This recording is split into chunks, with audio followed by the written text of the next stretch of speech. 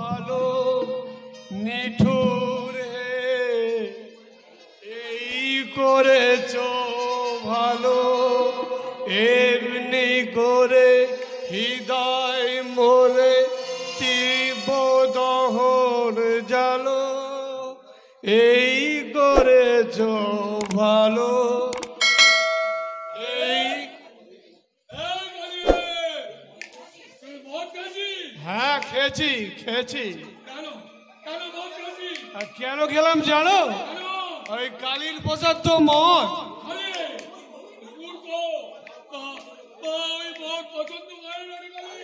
তাহলে কেন মায়ের পুজোয় মদ দিয়ে হয়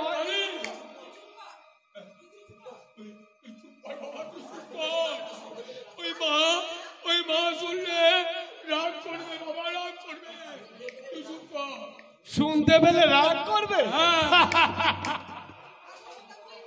তোমার ওই মমতাময়ী মা ওই মাটির প্রতিমা কি কথা বলতে পারে পারে রে বাবা পারে কিন্তু সে কথা নয় এই কেউ আমরা শুনতে পাই না রে কেউ শুনতে পাই না এতদিন সাধনা করে কি পেয়েছো তুমি অনেক পেয়েছি রে বাবা অনেক পেয়েছি অনেক পেয়েছি কিচ্ছু পাওনি তুমি কিচ্ছু পাওনি যা পেয়েছো জ্বালার যন্ত্রণা পেয়েছো তুমি আমাকে বাধা দেওয়ার চেষ্টা করো না বাবা আজ আমি ওই তোমার মাকে কালী মাই কি বলে জলে বিসর্জন করে দেবো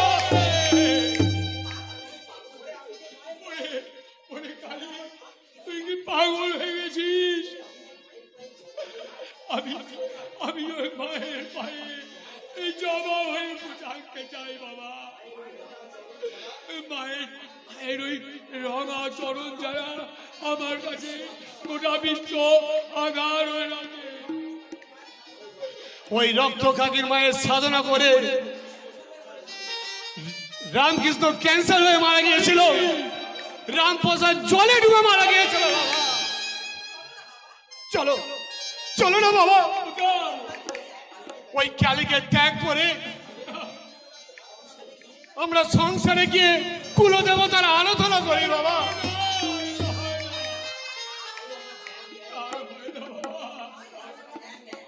ওই কালী আমার ধ্যান জ্ঞান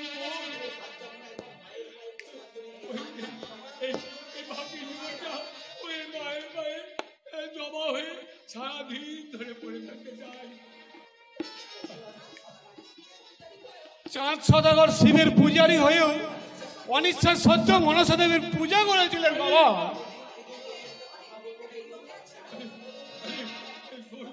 হ্যাঁ বলো অনেকদিন থেকে কথা বলবো বলে ভাবছি বাবা কি কথা বাবা বলা হয়ে ওঠে না এক কাজ কর বাবা ওই গ্রামে যা গ্রামে গিয়ে সংসার ধর্ম করে একটা বউ করে সুখী হয়ে থাক বাবা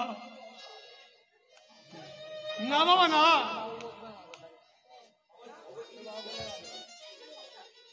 যে সংসারকে তুমি ঘৃণা করো সেই সংসার আমার স্বর্গ হতে পারে না বাবা আমি সব সময় চোখ বুঝে থাকলেও সময়টুকু তোর গতিবিধির ওপর আমার নজর থাকে আমার আমার খবর তুমি কি জানো বাবা বাবা জানি কাল যখন গোড়াতে গভীর নিন্দায় অচেতন হয়ে ঘুমিয়েছিলাম তখন ওই মা আমার কাছে এলো এসে বললো তুই নাকি সুখের সন্ধানে অনেক দূরে সুখের সন্ধানে ছুটে চলেছিস সুন্দর শাহরার দিকে তোর বিপদ তোকে অন্ধকারে আচ্ছন্ন করে রেখেছে তোমার মা ঠিকই বলেছে বাবা আমার জন্ম থাকলেও আমি তো অন্ধকারের পথিক হয়ে থাকতে চাই বাবা হ্যাঁ বাবা এই পথিক কালী এই বিশেষ সহদা করে মনের আবরণে বাঁচুক না কেন তা সব কর্পূরের মতো উবে গিয়ে অবশিষ্ট গন্ধটুকু অবিরাম কাঁদাবে বাবা। সেই জন্য তো বলি আমার কাছে থাকলে তোর ভবিষ্যৎটা একবার অন্ধকার হয়ে যাবে। আমার ভবিষ্যৎ তুমি বাবা, তুমি আমার বাবা, তুমি আমার মা, তুমি আমার সব বাবা। ভগবান, তুমি বলে দাও আমি এখন কি করব ঠাকুর? কি করলে এই জ্বালা থেকে মুক্তি পাবো?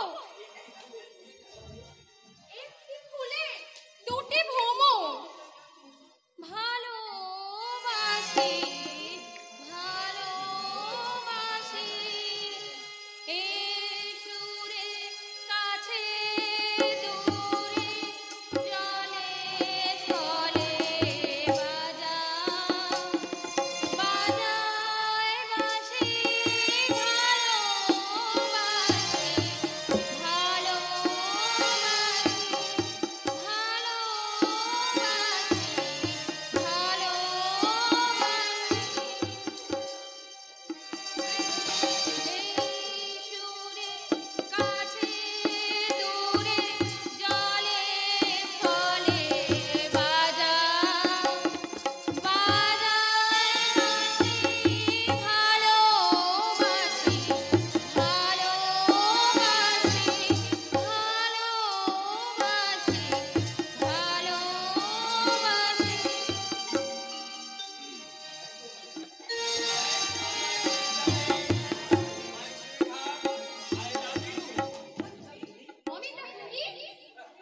কেন আমি এসে কি তোমার ধ্যানে মগ্ন থাকা বিভোর মনকে আঘাত করলাম নাকি?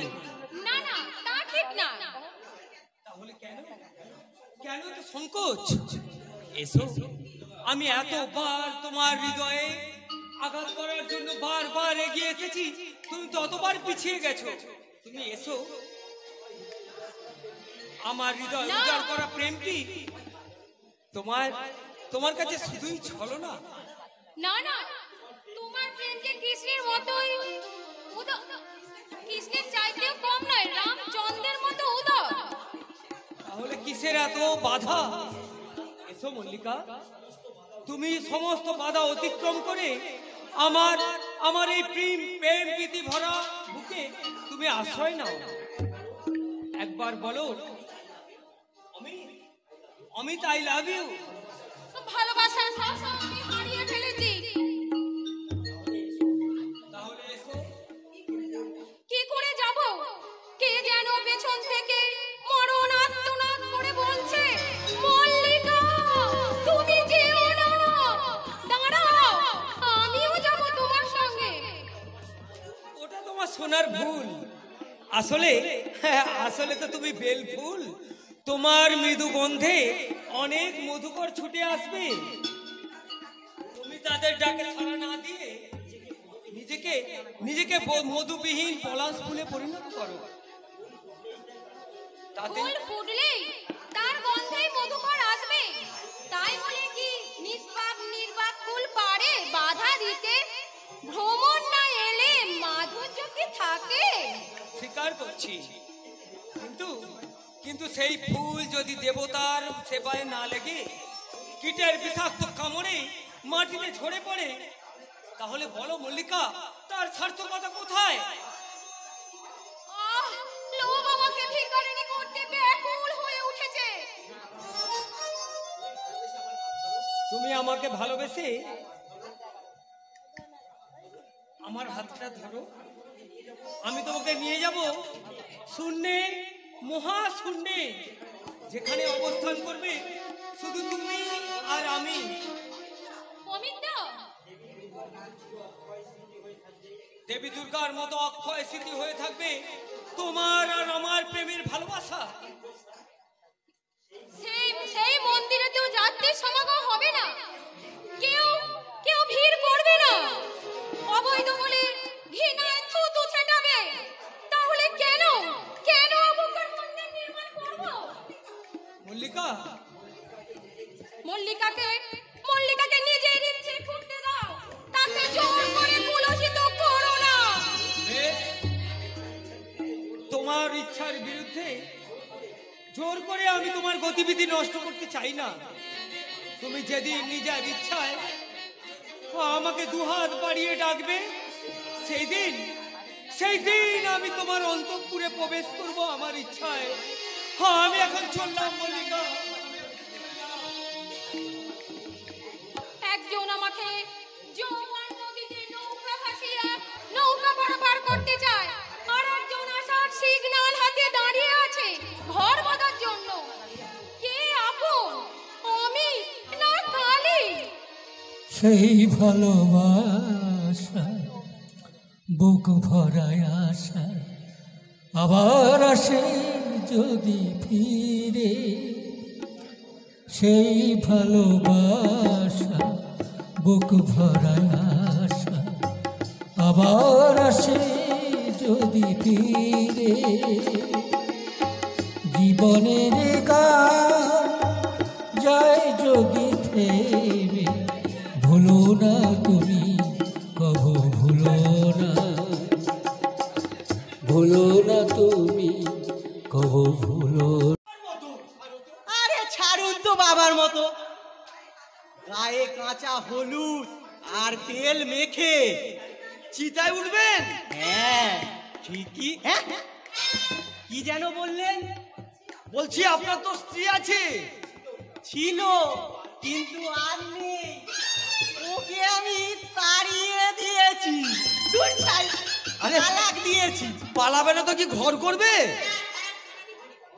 এই এতদিন ঘর করলো, একটা বাচ্চার মুখও দেখতে পেলাম না। তাই আমি মনে করেছি মল্লিকাকে বিয়ে করে বংশের মুখ উজ্জ্বল করব। ওরে বাবা, শুনেছি আপনি নাকি টাকার লোভে একবার অপারেশন করিয়েছেন। দাঁড়ান, মল্লিকাকে আগে বিয়ে করি, তারপর আর একবার করব। তাহলে শ্বশুর, আপনি রাজি তো? নিশ্চয়ই রাজি। আপনার মতো সোনার চাঁদ ছেলে আমি কোথায় পাবো বলুন? ওই মল্লিকাকে আমার হাতে তুলে না দিলে 2000 টাকা আজই বাড়ি ভাড়া দিতে হবে। মনে রাখবেন, ছেলের চাকরি তো গেছে, এখন আমি ছাড়া কিন্তু আর কোনো গতি নাই। আপনাকে কোনো চিন্তা করতে হবে না, আমি রাজি। বাঁচালেন। ওই বাসর ঘরে ওর গালে খিমচি কেটে উড়ি উড়ি উড়ি উড়ি। আরে কি আপনি উড়ি উড়ি করছেন? ও মা, এটা বাসর নয়, এ তো আসর। না না, ওই প্র্যাকটিস করছিলাম। ছেলে মানুষ তো, যদি লজ্জা টজ্জা করে। ওই পাঁজি দেখে বিয়ের দিনটা ঠিক করে যাব। তাহলে ওই কোথায় রইল শ্বশুর? এই নিন। এটা কি হবে? আরে এ তো একটা ফটো।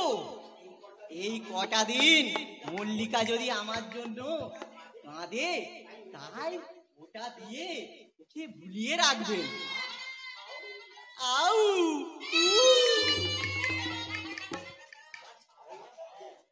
ছাগল না পাগল, ওর সঙ্গে আমি মেয়ের বিয়ে দেবো? ইস, কতটা কি বেশি ছি, ছি, ছি, ছি, ছি, ছি।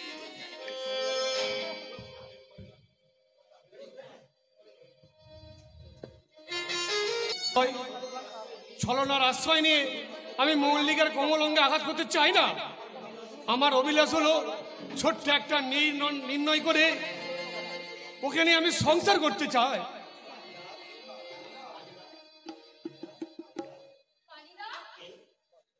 কে? ও চন্দ্রমল্লিকা, আমার তুমি কেন এলে? আমি তো তোমাকে সেদিনকে অপমান করে তাড়িয়ে দিলাম। সব মান অভিমান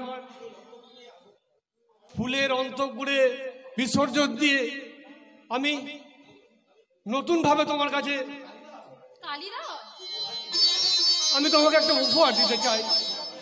স্বপ্নে আঁকা সিঁদুর আর শাখা মল্লিকা। উপহারের অর্পণ করলেও মন যদি না চায় কে তা গ্রহণ করবে? যে ফুলটাকে তুমি ভুল করে খুন করতে চেয়েছিলে মল্লিকা, সে আজ তোমার সামনে দাঁড়িয়ে মল্লিকা।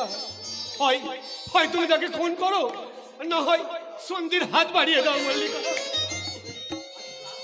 আমি ক্লান্ত, আহত, পরিশ্রান্ত।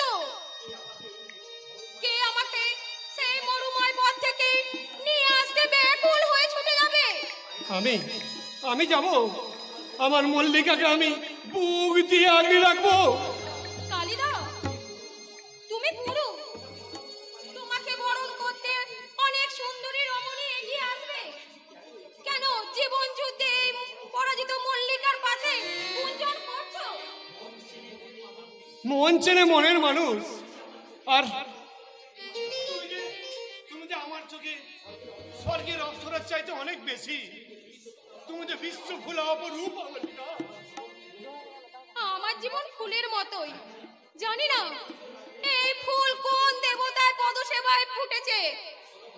শোনো শোনো মল্লিকা, তুমি তুমি অস্বীকার করতে পারো না যে তুমি আমাকে ভালোবাসো না। আর সেই ভালোবাসার দাবি নিয়ে আমি তোমাকে নিয়ে যাব স্বপ্নের গাড়িতে চাপিয়ে। কি করি? একটা হাত ধরে কালি নিয়ে যেতে চায় বৈকুণ্ঠে, আমি নিয়ে যেতে চাই ব্রহ্মলোকে। দুটোর মধ্যে কোনটাই সুখ আমি কি করে বুঝবো? কি কি ভাবছো মল্লিকা? না না, কিছু না। কুঁড়ে ঘরে শান্তি থাকে মল্লিকা, আর থাকে ভালোবাসা। আর এই আশাই করা রাজপ্রাসাদে শুধুই হতাশা মল্লিকা। তুমি যেমনটা ঠিক তেমনটাই তুমি বিচার করো মল্লিকা। আর বাউন হয়ে চাঁদ ধরতে গেলে ফাঁদে পড়তে হবে মল্লিকা, ফাঁদে পড়তে হবে। শোনো শোনো কালিদা, কালিদা শোনো। কেন কেন কালিদার কথাগুলো আমার বুকে সেলবিদ্ধি করে গেল? তাহলে কি কালিদা কথাগুলো জানে?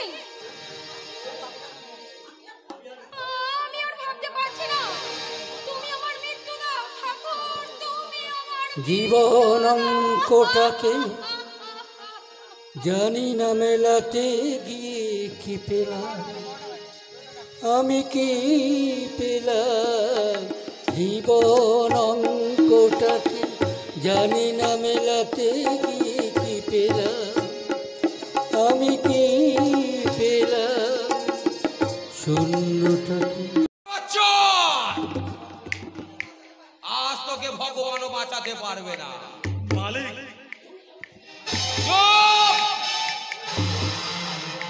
তোর মুখে মালিক নামটা শুনতে আমার ঘৃণা করছে। ওই হারামজাদা নামটাকে আমার মাটির সঙ্গে তুই মিশিয়ে দিলে।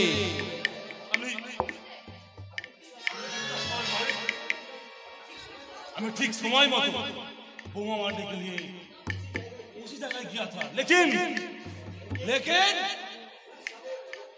वो साले काली गुंडा আমাকে পেছন দিতে পারলো, और लेबर आदमी भी আমাকে बहुत मार मारते লাগলো। কালী গুন্ডা? ও হ্যাঁ হ্যাঁ, মনে পড়েছে। ও আমাকে একদিন অন্যায়ের কাজের বিরুদ্ধে আমাকে শাসিয়ে দিয়েছিল। মালিক, ওকে আমি বেঁচে থাকতে দেব না। তদন্ত করে দেখ কালীর আড্ডাটা কোথায়। কালীর আস্তানা ওই জঙ্গলে সাধু বাবার আস্তানা। কাল প্রভাতে ওর কাটা মাথাটা কিন্তু আমার পায়ের তলায় ফেলা চাই। আপনি চিন্তা করতে হবে না মালিক, আপনাকে কালী গুন্ডা আমার পাশে আছে। হুকুম দিবেন তো ওই কালী গুন্ডার মুন্ডুটা কেটে আপনার পায়ের তলা ছেড়ে দেব।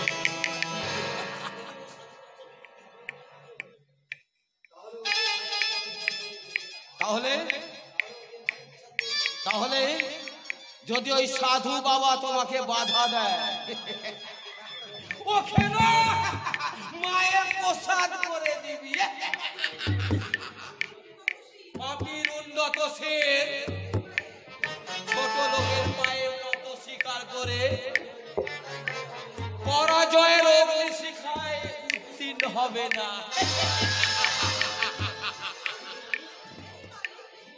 নেই নেই মালিক, এই বান্দা মনিলাল আপনার পাশে আছে।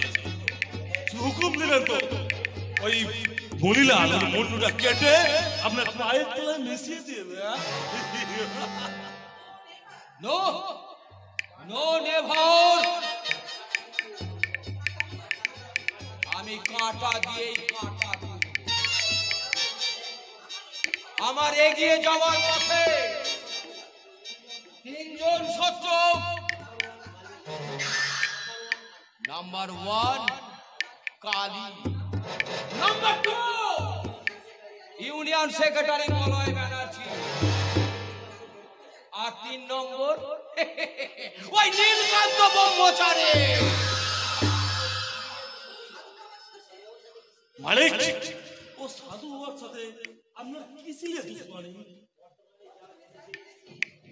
বর্তমানে তুই যা জেনেছিস ওইটুকুন জেনে তুই জীবন যুদ্ধে পারি দে।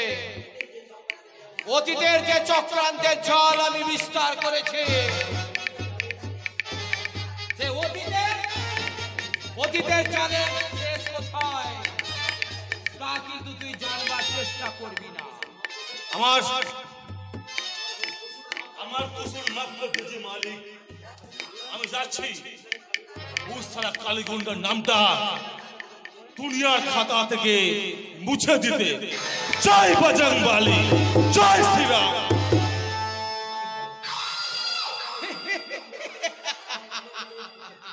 আমার অন্ধকারের বুক বিদীর্ণ করে যাওয়ার হাতিয়ার হচ্ছে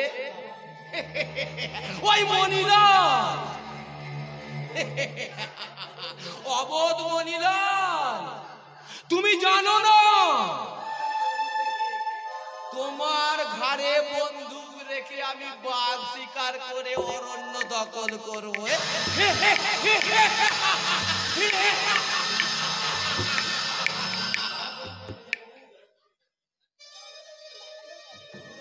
ম্যানেজার বাবু, এই ফকির বন্দী আব্দুলকে তুমি কি পা বলুন?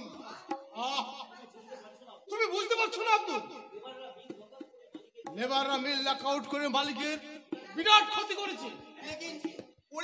লেকিন সে কথা আমি একবারও অস্বীকার করছি না। এই মুহূর্তে যদি কোনো শ্রমিককে আমি একান্ত ভাবে সাহায্য করি আর মালিক যদি তা টের পান, তাহলে মদতকারী ভেবে আমাকে সে খুন করবে। কথার ঝড় তুলে আমার দৈন আর দুর্দশাকে হতিয়ায় নিক্ষেপ করবেন না। আমি বড়ই অভাবী।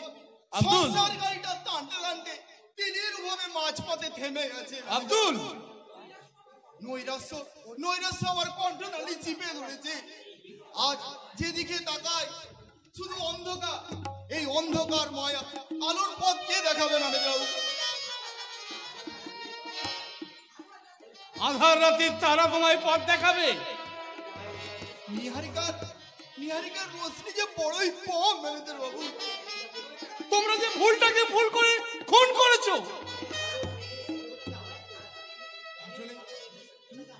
তুমি ওই কালো ভেঙে সূর্যটাকে আড়াল করেছো। ম্যানেজার বাবু, রাতের আধারকে কে দেখাবে? রাতের তারা তোমায় পথ দেখাবে। আর কি কোনোদিন সূর্য উঠবে না ম্যানেজার বাবু? সত্যের সূর্যটাকে নিবিড় কুয়াশায় বেশিক্ষণ লুকিয়ে রাখতে পারবে না। হয়তো উজ্জ্বল পবিত্র আলো আবার আবার এই পৃথিবীতে আছড়ে পড়বে। চোখের পানিতে কালি করে শুধু শুধু সব লিখে গেলাম। আব্দুল, দেখিন ম্যানেজার বাবু, আমার বাচ্চাটা। বাচ্চা? হ্যাঁ ম্যানেজার বাবু, আমার বাচ্চাটার বিমারি হয়েছে। বিমারি মানে তো অসুখ। হ্যাঁ ম্যানেজার বাবু। কি অসুখ করেছে? পায়খানা, বমি, এখনো পর্যন্ত ওষুধ দিতে পারেনি ম্যানেজার বাবু। ও মাই গড! তুমি আর দেরি করো না আব্দুল, তুমি আর দেরি করো না। তুমি আরো ডাক্তারের সাহায্য নাও। এই নাও টাকা নাও।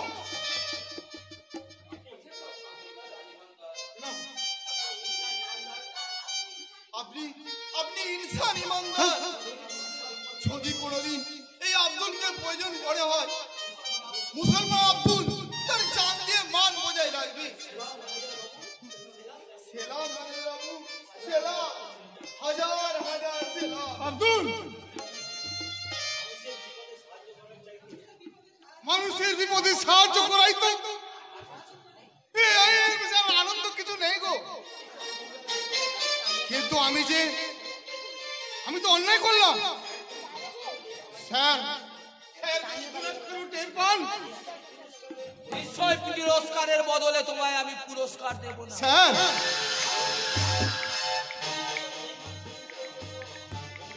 ওই বেঈমান শ্রমিকদের জন্য তুমি কি দান ছত্র খুলে বসেছো? আমি সংসার চালানোর জন্য আমি আপনাকে 500 টাকা সাহায্য করিনি। What? আমাকে না জানিয়ে তুমি কেন বেঈমান শ্রমিকদের তুমি টাকা দিলে?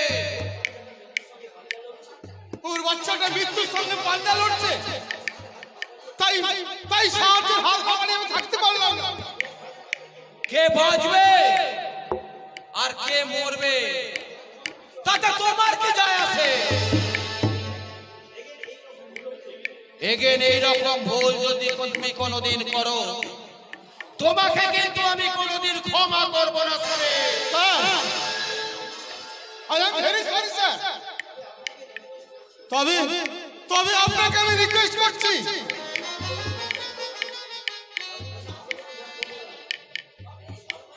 এই সর্বনাশের আন্দোলনে আপনি আর পা দেবেন না।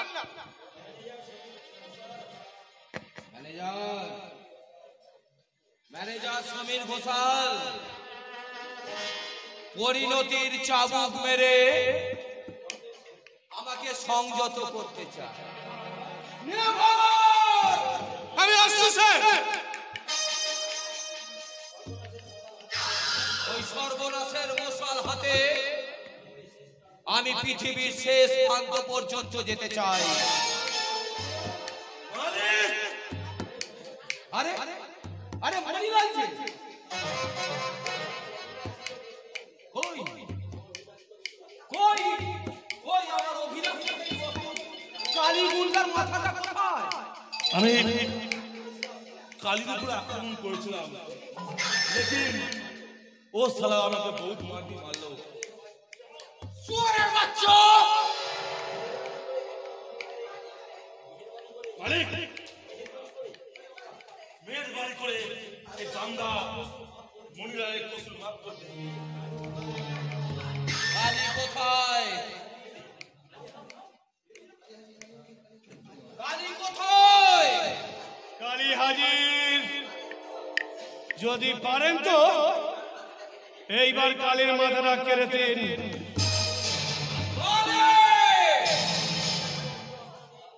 কালীর মাথা কাটার মস্ত আপনার কাছে নেই বই তো বললি। হুকুম দিন মালিক, এই শালাকে আমি লাশ বানিয়ে দিই।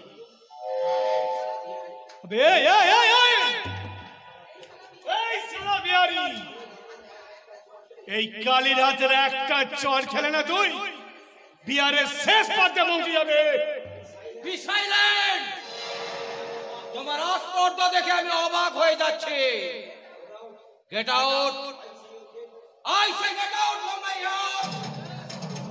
যাব, নিশ্চয়ই যাব। তার আগে আমি আপনাকে সাবধান করে দিচ্ছি, নতুন করে আর সর্বনাশ করার চেষ্টা করবেন না আপনি। নইলে যে চক্রান্তের কবর আপনি খুলবেন সেই কবরে আপনি সমাধি হয়ে যাবেন।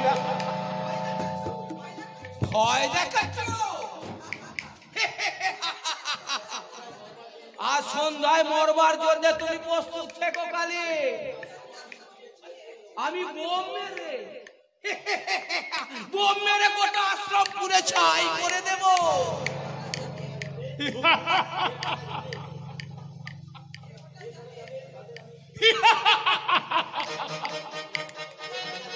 যে কটা যাবে তার একটাকে আমি জানত বিরাট যাবে না। আপনার অহংকার আমি চূর্ণ করে দেব।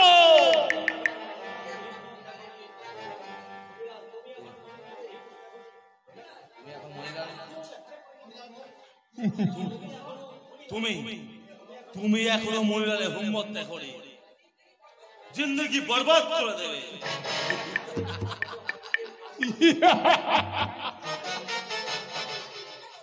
আরে কালীগন্ডা কত হাতিকে কাবু করে দিল, আর তুই তুই তো বিছানার নিচেই থাকা একটা ছোট্ট ছাড় পোকা। কালীগন্ডা, তোমাকে কিন্তু আমি অনেক দিন ধরে খুঁজছি। বাবা তোমরা ভেতরে যাও, ওকে আমি দেখে নিচ্ছি। এমন মারবি না যেন উঠে ঘাস না খেতে পারে। এ মনিলাল, চল ভেতরে চল। চলো। কিরে কালীগন্ডা, নিশ্চয়ই মনে মনে ভগবানের নাম করছিস। কালী কোনো ভগবানকে চেনে না, আর তোকে কি মারবো রে শালা? তুই তো একটা পোল্ট্রি মুরগি। আচ্ছা, তুই এখনো অমিতের আসল রূপ দেখিসনি। বল, কেন তুই আমার ভালোবাসার পাখি মল্লিকার দিকে হাত বাড়িয়েছিস? মল্লিকাকে আমি আমার হৃদয়ে স্থাপন করেছি। মল্লিকা গাছটা আমি আমার হৃদয়ে আমি লাগিয়েছি।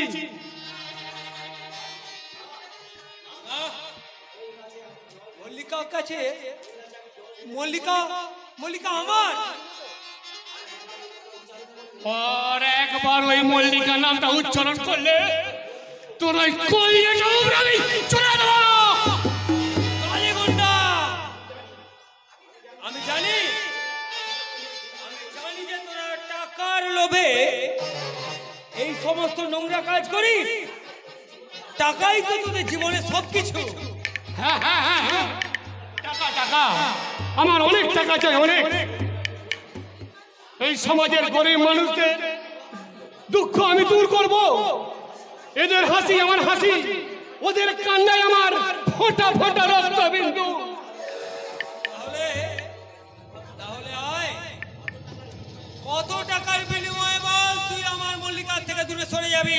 পৃথিবীর বিনিময়ে নয়, কারণ মল্লিকা আমার রঙিন স্বপ্নের রানী।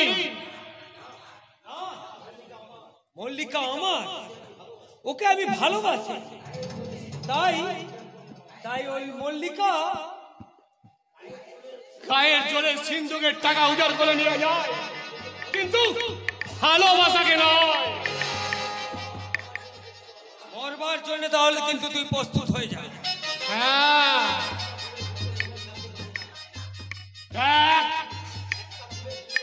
একটা ফুলে দুটো ভ্রমণ কোনোদিন থাকতে পারে না। হয় তুই মর, না হয় আমি মরি। তাই হোক, তাহলে আয় আয়, আজ দেখে নেব। দেখ কালী কত ভয়ঙ্কর।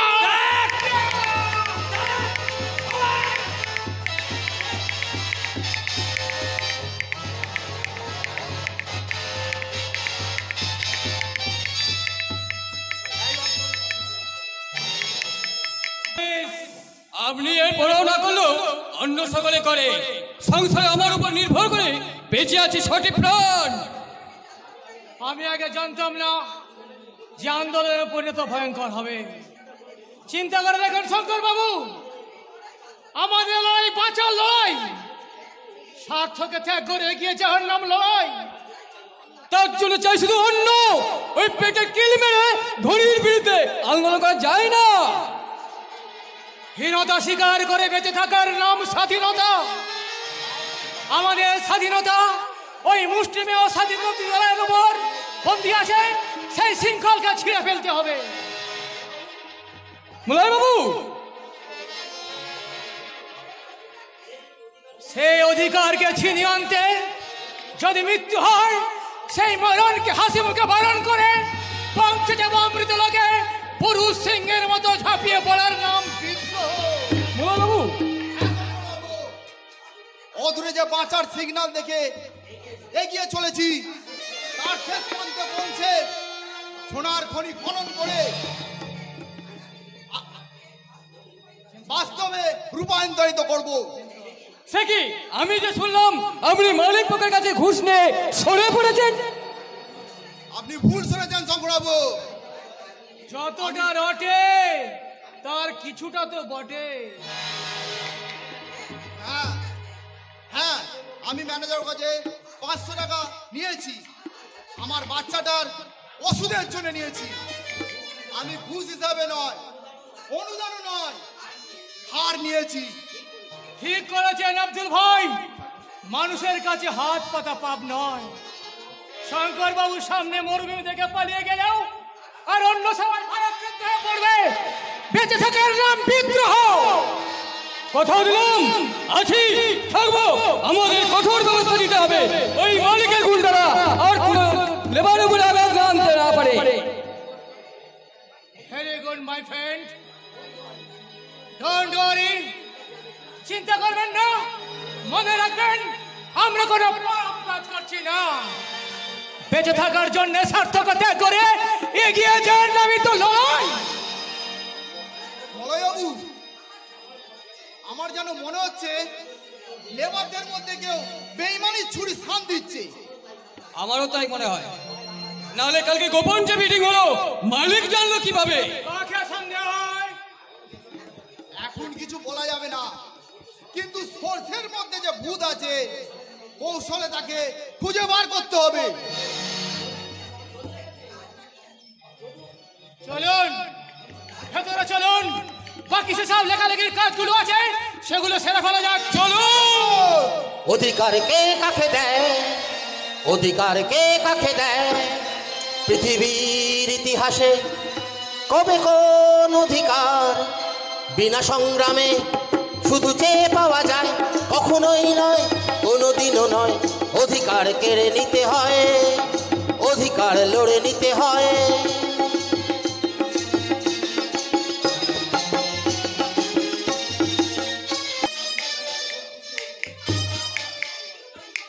থ্যাংক ইউ মাই বয়।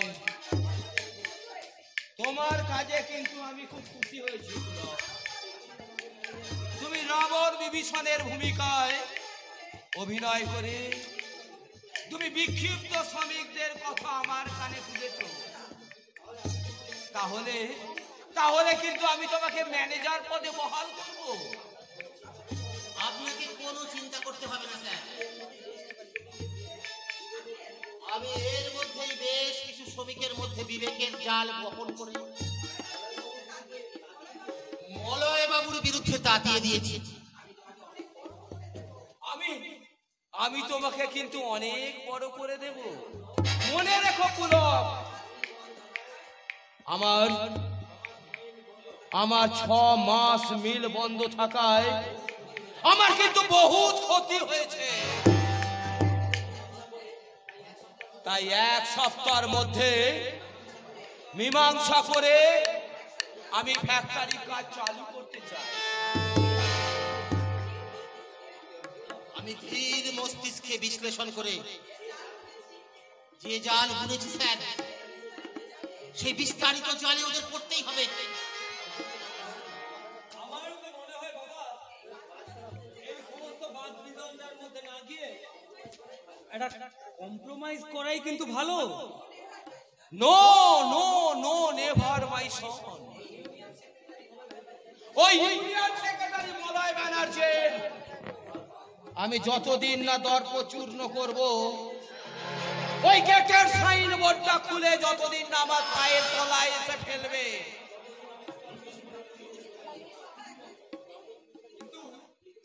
কিন্তু বাবা, একজন অসৎ মানুষ কি পারবে শত শত শ্রমিকদের মুখ বন্ধ করে দিতে?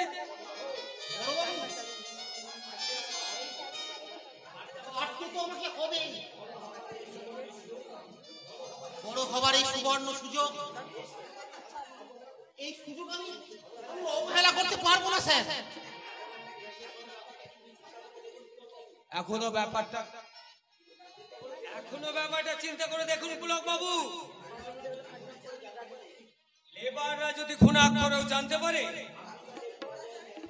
আপনি তাদের পরে ক্যানভাস করছেন, মরতে তো একদিন হবেই। তাহলে বলির পাঠার মতো নিরুপায় হয়ে মরবো কেন?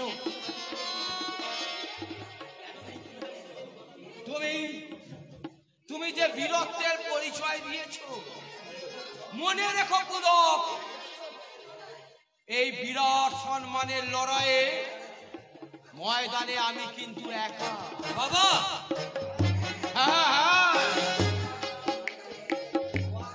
ধোঁয়াকার আত্মচিৎকারে পালাবার সঠিক পথ আমি নির্ণয় করতে পারছি না। তাই এই ভারাক্রান্ত জীবনে যোগ দিয়ে আমি শত্রু নিধন করে আমি ভবিষ্যতের একটা করে অর্থের সম্পদে তুমি উঠে যাবে।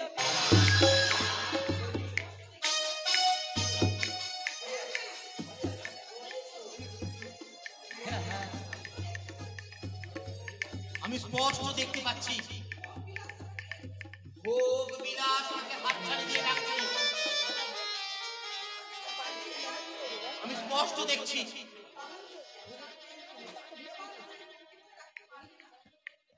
আমাকে এই দারিদ্র্যের মধ্যে আমাকে চার দেয়ালে বন্দি করে রাখতে পারবে না। ভিখারিও স্বপ্ন দেখে সে রাজ সিংহাসনে বসে রাজত্ব চালাচ্ছে, কিন্তু প্রভাতের কলধ্বনিতে যখন ঘুম ভাঙিয়ে দেয় তখন মন হাহুতাশ করে ভেঙে পড়ে। বলছেন বড় বাবু? আমি ঠিকই বলছি। আমার স্বপ্নই থেকে যাবে, বাস্তবেতে রূপ পাবে না। কি করে হবে বলুন? বাবা হয়তো আপনাকে ম্যানেজার করলেন, কিন্তু তাতে সার্থকতা কোথায়? যদি আত্মীয় স্বজনের নিবিড় বন্ধনে নিজেকে বাঁধতে না পারেন, তাহলে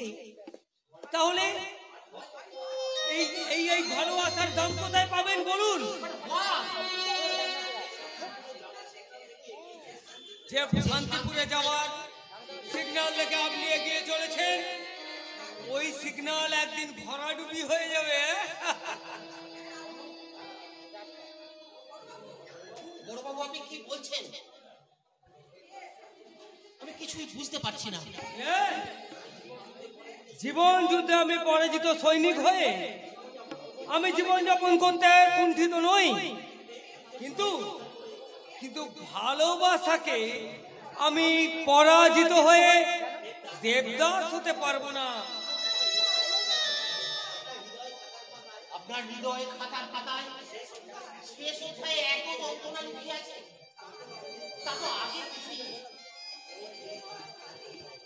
ওই বেঈমান কালী আমার ভালোবাসার জমিতে বিভেদের মন্ত্র প্রদান করেছে। তাই আমি চাই বিষ সমূলে উপড়ে ফেলে মল্লিকাকে নিয়ে আমি আমার জীবন নদীতে ভেসে দিতে চাই। আমি অঙ্গীকার করছি, আমার বোন মল্লিকাকে আমি আপনার সাথে সম্প্রদান করবো।